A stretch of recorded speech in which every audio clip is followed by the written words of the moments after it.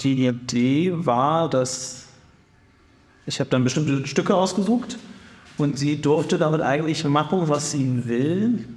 Es sollte irgendwie szenisch sein. Das war, glaube ich, mit dem Titel inszeniert. Die einzige Idee.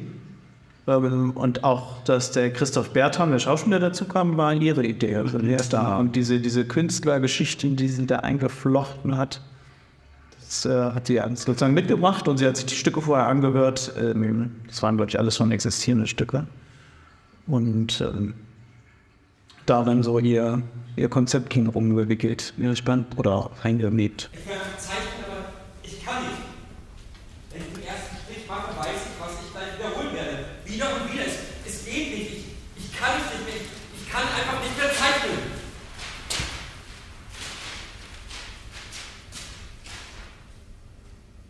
Es ist insofern auch ein bisschen anders, zum Beispiel als Françoise Saron arbeitet, mit dem das nächste Konzert in unserer Reihe war. Sie plant einfach wirklich viel genauer und umfassender von vornherein. Vielleicht auch, weil sie weiß, dass sie mit Musikern arbeitet.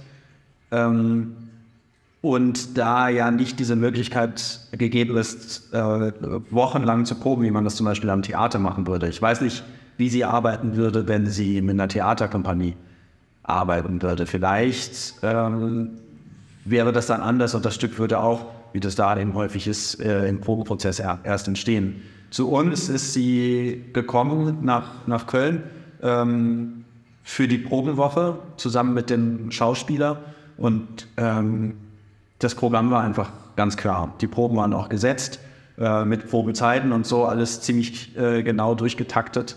Ja, das ist besonders, dass das mit ihr als Regisseurin geht, die sonst fürs Theater und für Film arbeitet, die sonst einfach ganz andere Arbeitszeiten gewohnt sind. Sie kann sich da sehr gut reinfinden.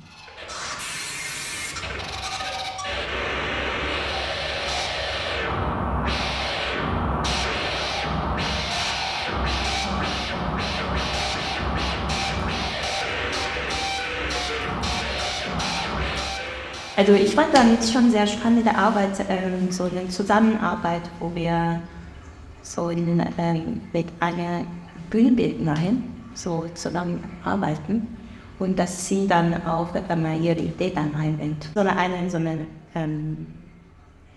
Inszenierung und dann durch so einen großen Bogen, genau, die Musik dann auch anders aussieht.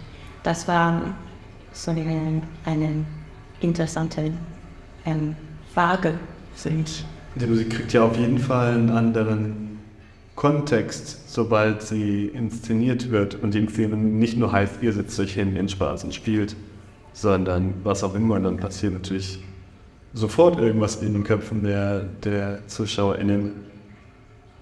Auch an dem Abend, inwiefern jetzt die Geschichte direkt was mit den Stücken zu tun hatte, war natürlich nicht klar, glaube ich. Also war mir nicht direkt klar, aber allein eben das einen Kontext gibt, war interessant, auch für die Stücke. Also ich glaube, es hat sich schon gegenseitig befruchtet.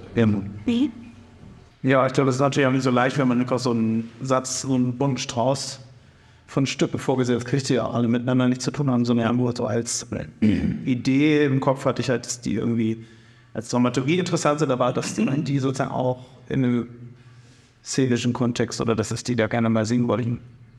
Und ich glaube, sie hat das so stimmungsmäßig aufgegriffen, welches Stück man gut passt. Das ist ja